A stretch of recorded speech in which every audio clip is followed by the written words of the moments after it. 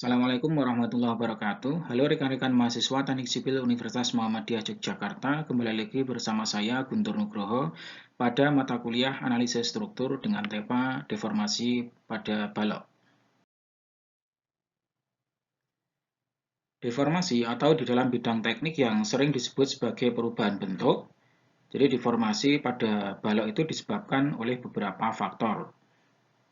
Di antaranya adalah akibat beban luar yang bekerja, seperti beban merata, kemudian beban segitiga, kemudian ada beban-beban lain, beban terpusat, dan lain sebagainya. Kemudian selain itu, ada juga sesuatu hal yang menyebabkan terjadinya perubahan bentuk pada balok, yaitu adanya momen. Jadi momen yang terjadi pada salah satu ujung balok. Selain momen juga bisa terjadi akibat adanya perpindahan atau translasi yang relatif berada di ujung balok terhadap ujung balok yang lain.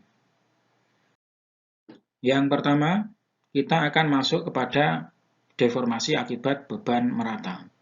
Seperti yang terlihat pada slide ini, ada sebuah balok dengan tumpuan sederhana, seperti yang terlihat pada gambar 2.14 di sebelah kanan ini. Tumpuan yang pertama bagian A itu menggunakan sendi, kemudian tumpuan bagian yang B menggunakan roll. Nah, balok ini mempunyai beban yang terbagi merata sepanjang bentang dari A sampai ke B. Nah, dengan adanya beban merata tersebut, balok akan mengalami perubahan bentuk yang disebut sebagai deformasi. Nah, deformasi yang terjadi pada struktur balok yang menahan beban merata, sebagaimana digambarkan pada gambar 2.4, ini dapat dihitung dengan beberapa metode, salah satu di antaranya adalah metode luas bidang momen sebagai beban.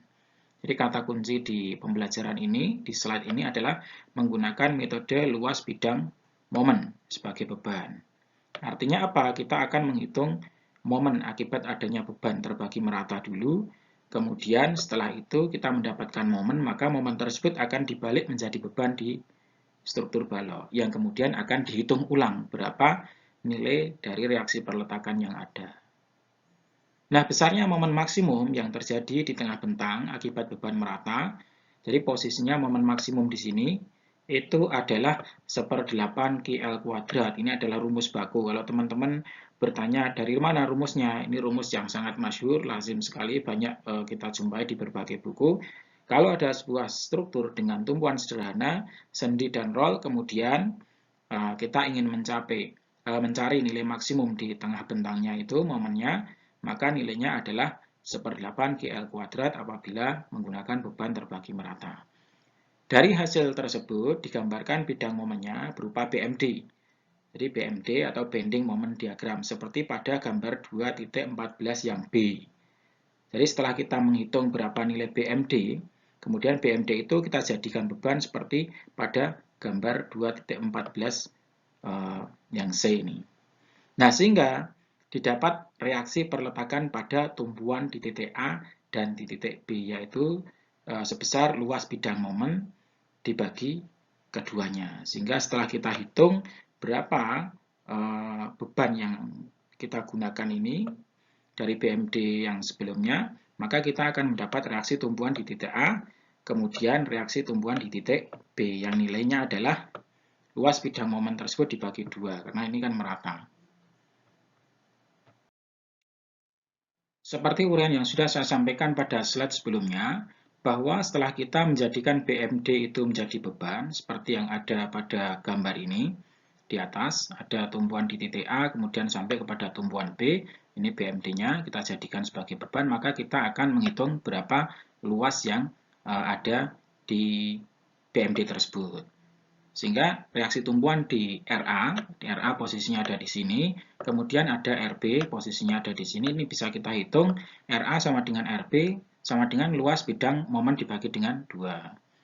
Nah, berapakah luas bidang momen? Seperti pada uraian yang ada di sebelah kanan ini, saya ambilkan dari sebuah tabel yang sudah pernah kita bahas terlebih dahulu, bahwa luas bidang momen dengan kategori parabola pangkat 2 itu mempunyai luas A sama dengan 2/3 dikalikan B dikalikan dengan H. Di mana kemudian itu akan kita gunakan posisinya di sini. Ini angka 2/3 sudah kita masukkan di sini. Kemudian B itu dihitung dari L. Jadi panjangnya. B itu dari setengah daripada L ini. Kemudian dikalikan B dikalikan H, B-nya sudah kita masukkan, kemudian hanya dari sini. Nah, ini lihatlah hanya sini. Hanya ini berarti adalah momen maksimumnya yang kita dapatkan seperdelapan QL kuadrat. Kemudian L-nya itu adalah B-nya, dibagi dengan 2. Maka kita dapatkan di sini adalah QL pangkat 3 dibagi 24. Ini adalah reaksi yang ada di tumpuan A dan juga reaksi yang ada pada tumpuan B.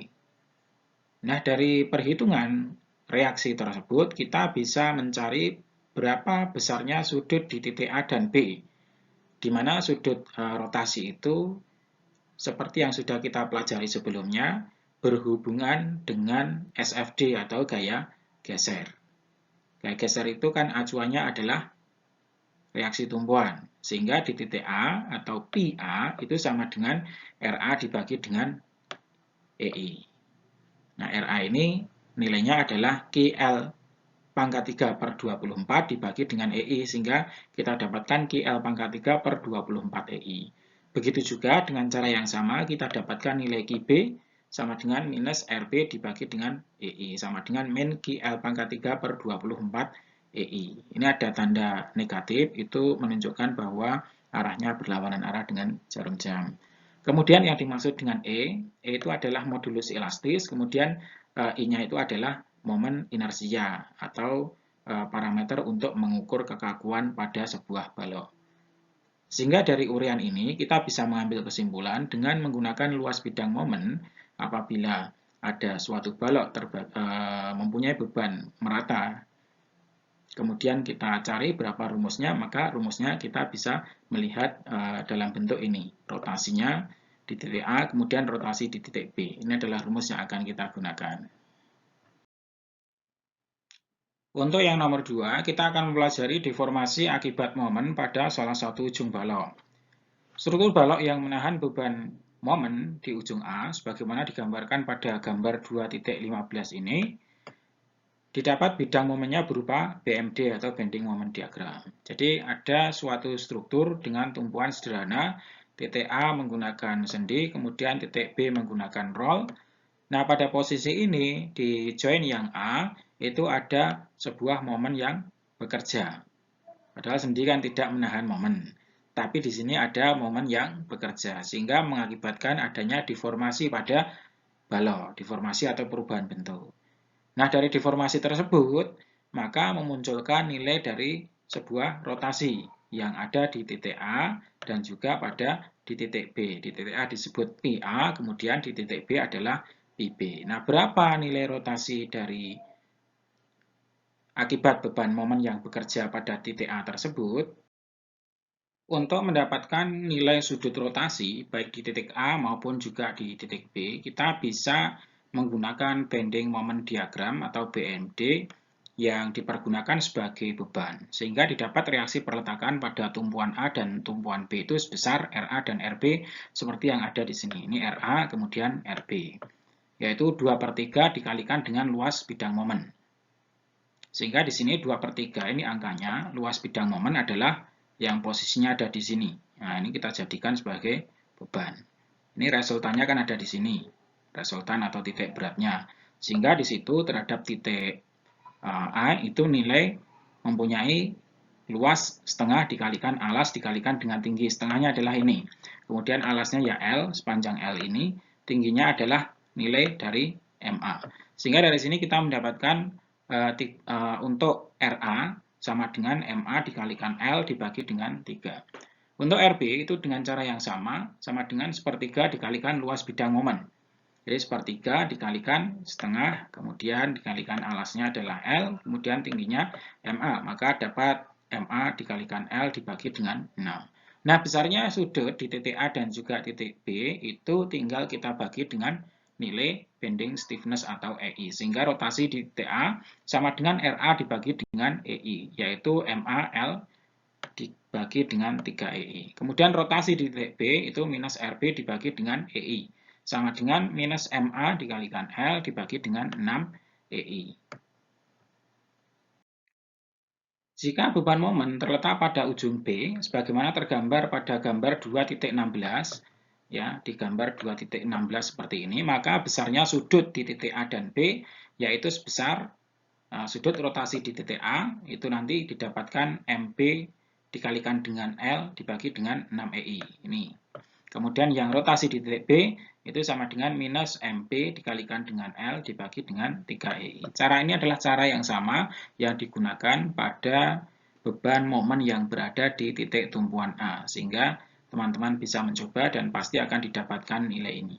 Perlu diingat di sini bahwa nilai-nilai ini nanti akan terus digunakan pada tahap-tahapan pembelajaran analisis struktur selanjutnya, terutama di metode Clapeyron, yang nanti akan menggunakan menghitung momen pada salah satu ujung dari kedua balok ini. Selanjutnya yang nomor 3 itu ada deformasi akibat perpindahan atau translasi. Jika suatu balok mengalami perpindahan sebesar delta sebagaimana terdapat pada gambar 2.17 di gambar ini. Jadi perpindahannya adalah sebesar delta ini.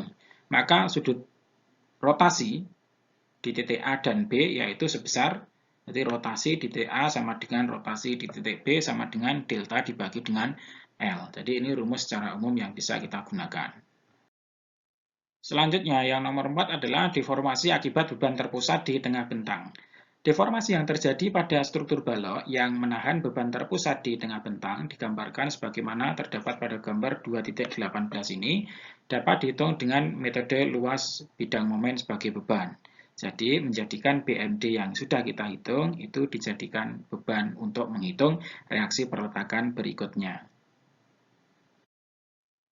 Langkah yang pertama yang akan kita lakukan adalah berapa nilai momen maksimum yang didapatkan ketika balok itu mempunyai beban terpusat sebesar P.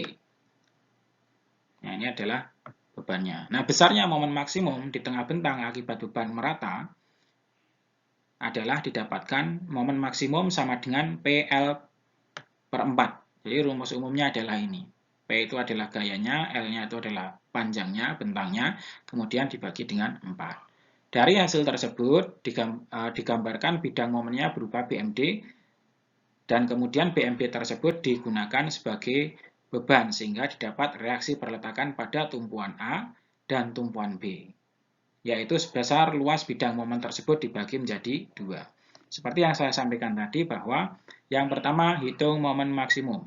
Lihat berapa BMD-nya. Kemudian langkah yang kedua adalah jadikan BMD sebagai beban untuk menghitung reaksi tumpuan selanjutnya, yaitu RA aksen yang ada di sini, kemudian RB aksen yang ada di sebelah kanan. Nah, berapa nilai RA aksen dan RB aksen itu sama dengan luas bidang momen dibagi dengan 2. Sehingga di sini kita bisa mencari berapa luas bidang momen, yaitu setengah dikalikan dengan PL per 4 dikalikan dengan L dibagi 2. Maka kita dapatkan PL kuadrat per 16. Ini konsepnya adalah konsep luasan. Jadi setengah kalikan alas kalikan tinggi. Setengahnya adalah angka setengah ini, kemudian alasnya itu adalah L-nya ini, sepanjang bentang L. Nah, tingginya adalah momen maksimum.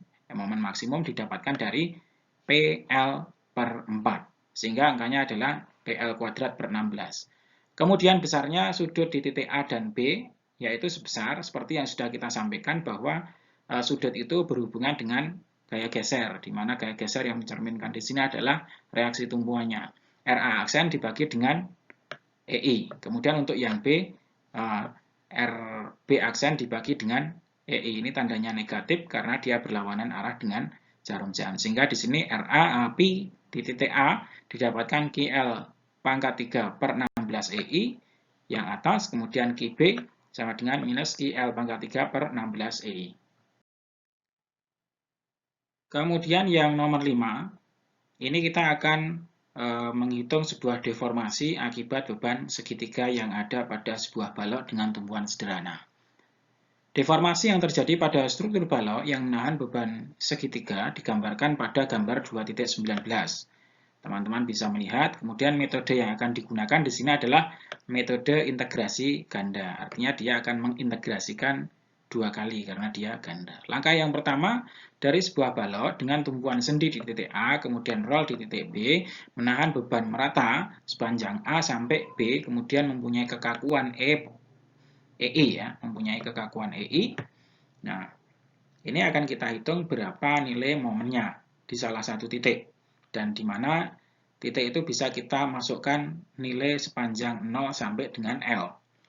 Nah, titik yang kita ambil adalah posisinya sepanjang X. Jadi sepanjang X dari titik B. Untuk reaksi tumpuan yang ada, ini RA, ini kita dapatkan sepertiga dikalikan Q dikalikan L, kemudian titik RB itu 1/6 dikalikan Q dikalikan L. Kemudian kita akan menghitung momen pada titik ini, titik X ini. Nah, Mx sama dengan, karena konsep momen adalah gaya dikalikan lengan, kita lihat dari arah sebelah kanan, yaitu RB, kita kalikan dengan jaraknya sepanjang X, ini yang pertama. Kemudian di sini akibat pengaruh beban merata segitiga, dari sepanjang X ini ada beban segitiga ini, yang posisi pusat beratnya ada di 1/3 di bagian kiri dan 2/3 bagian kanan. Sehingga ini juga menjadi beban. Nah, besarnya adalah setengah dikalikan Qx, itu yang ini, setengah dikalikan Qx, kalikan jaraknya. Jaraknya sampai dari titik berat sampai kepada titik B, yaitu 1/3, sampai kepada titik acuan kita, yaitu 1/3 X, sehingga jaraknya adalah di sini. Ini adalah jarak. Nah, di sini adalah jaraknya. Selanjutnya, kita definisikan RB adalah 1/6 QL, kemudian dikalikan X, dikurangi dengan QX per L, kalikan X, kalikan setengah, kalikan 1/3 X. Sehingga hasil akhir dari sebuah momen yang bisa kita gunakan untuk menghitung sepanjang bentang dari balok ini adalah 1/6 QLX dikurangi dengan 1/6 QX pangkat 3 per L. Karena pada perhitungan ini menggunakan metode integrasi ganda, artinya kita akan menggunakan fasilitas integral sampai 2 kali. Yang pertama konsepnya adalah EI dikalikan dengan D kuadrat Y per DX kuadrat, itu akan sama dengan min MX. Nah, ini yang bisa teman-teman lihat. Kemudian M-nya kita masukkan, angkanya dari sini masuk ke sini, dari atas itu. Itu yang kita dapatkan pada perhitungan sebelumnya, di slide yang sebelumnya tadi. Sama dengan 1/6 Qx pangkat 3 per L dikurangi dengan 1/6 QLX. Nah, integrasi yang pertama ini adalah kita dapatkan EI dy per dx. Tadinya kan d kuadrat y per dx kuadrat. Karena sudah kita integrasikan, maka menjadi EI dikalikan dy per dx.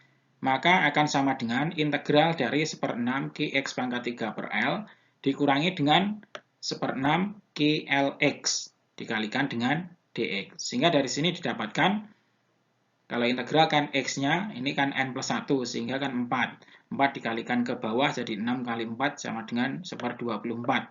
Dikalikan Qx pangkat 4 dibagi dengan L. Kemudian yang sebelah kanan ini, awalnya dari sini X, ini N plus 1, jadi 1 plus 1 sama dengan 2. Di sini dikalikan 1/2, sehingga menjadi 1/12 min 1/12 QLX kuadrat. Ini plus C. Jadi ada C1 yang didefinisikan di sini. Nah, kemudian yang kedua, untuk integrasi yang kedua, dari sebelah kiri ada EI dikalikan dy per dx. Kalau kita integrasikan, maka menjadi EI dikalikan dengan Y. Maka sama dengan integral 1/24 Qx pangkat 4 per L min 1/12 QLX kuadrat plus C1 dx. Sehingga hasil dari integral itu adalah 1/20 Qx pangkat 5 per L dikurangi dengan 1/36 QLX pangkat 3 plus C1X plus C2. Nah, berdasarkan persamaan ini, jika X sama dengan 0, kita masukkan dulu, X sama dengan 0, maka Y-nya juga sama dengan 0. Sehingga didapatkan nilai C2 sama dengan 0.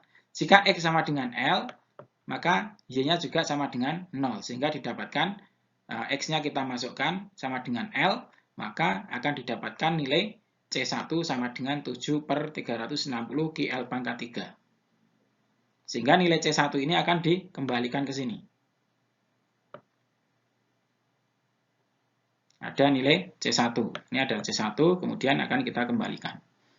Nah, setelah selesai dan kita substitusikan lagi, maka persamaan akhirnya menjadi EI dikalikan DY per DX sama dengan 1/24 Qx pangkat 4 per L dikurangi dengan 1/12 QL dikalikan X kuadrat plus, nah ini dari C1, 7/360 QL pangkat 3. Di sini untuk nilai X itu kita hitung dari titik B dari sebelah kanan ke kiri. Jadi lihat teman-teman di sebelah ini. Jadi nilai X dihitung dari B ke A. Sehingga rotasi di titik B terletak pada X sama dengan 0, posisinya di sini. Nah, pada titik tersebut nilai Y sama dengan 0. Sedangkan rotasi di titik A, itu sudutnya di titik A ini, itu kita lihat terletak pada X sepanjang L. Jadi L itu diukur dari titik B sampai kepada titik A, itu L. Dan pada titik tersebut nilai Y juga sama dengan 0. Jika X dan Y tersebut disubstitusikan ke dalam persamaan yang sudah kita bahas tadi, maka rotasi di titik A dan di titik B bisa kita dapatkan. Contohnya pada di sebelah kanan dulu. Ini ada di rotasi titik B. Nilai X kita masukkan sama dengan 0. Ini X-nya kita masukkan sama dengan 0. Sehingga kita dapatkan nilai EI dikalikan rotasi di titik B, karena D per DX dari Y itu adalah rotasi, sebesar 7/360 QL pangkat 3 per EI. Sehingga rumus akhir yang kita dapatkan akibat beban merata dalam bentuk segitiga, rotasi di titik B adalah ini. Selanjutnya, untuk di sebelah kiri ini, untuk sudut rotasi di titik A. Kita masukkan nilai X-nya adalah L. Ini adalah nilai X-nya. Kita masukkan nilainya adalah L. Dengan operasional matematika yang dijalankan, itu kita dapatkan hasil akhir dari rotasi di titik A sebesar minus 8/360 dikalikan QL pangkat 3 per EI. Inilah rumus yang kita bisa gunakan untuk mencari sudut rotasi pada sebuah balok dengan tumpuan sederhana akibat beban terbagi merata bentuknya segitiga. Nah, untuk kondisi balok dengan pembebanan yang lain, hasilnya dipaparkan pada tabel 2.1 pada slide selanjutnya. Pada slide ini disampaikan beberapa contoh dari sistem struktur yang mempunyai beban tertentu untuk menghitung berapa nilai sudut rotasi, baik di titik A maupun titik B.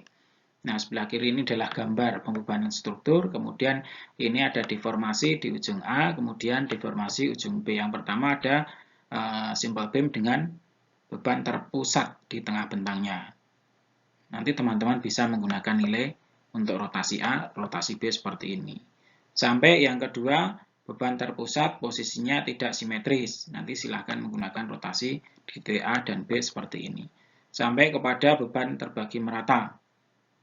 Ini merata secara menyeluruh, kemudian merata sebagian, ada tumpuan jepit dan roll yang ada beban momen di salah satu ujungnya, kemudian sendi dan roll dengan beban momen di salah satu ujungnya, dan yang terakhir beban segitiga. Ini beban segitiga yang sudah kita bahas tadi, ini hasilnya juga disampaikan di sini. Nah, mungkin teman-teman juga bisa mendapatkan di beberapa buku yang lain yang dijadikan referensi untuk rumus-rumus deformasi ujung balok akibat beban luar. Demikian tadi rekan-rekan mahasiswa Teknik Sipil Universitas Muhammadiyah Yogyakarta, pembelajaran kita mengenai deformasi pada balok akibat beban luar. Semoga bisa menambah keilmuan kita di bidang analisis struktur. Mari kita akhiri pembelajaran kita dengan mengucapkan hamdalah dan juga doa kafaratul majelis. Alhamdulillahirabbil alamin. Subhanakallahumma wa bihamdika asyhadu an la ilaha illa anta astaghfiruka wa atubu ilaik. Assalamualaikum warahmatullahi wabarakatuh.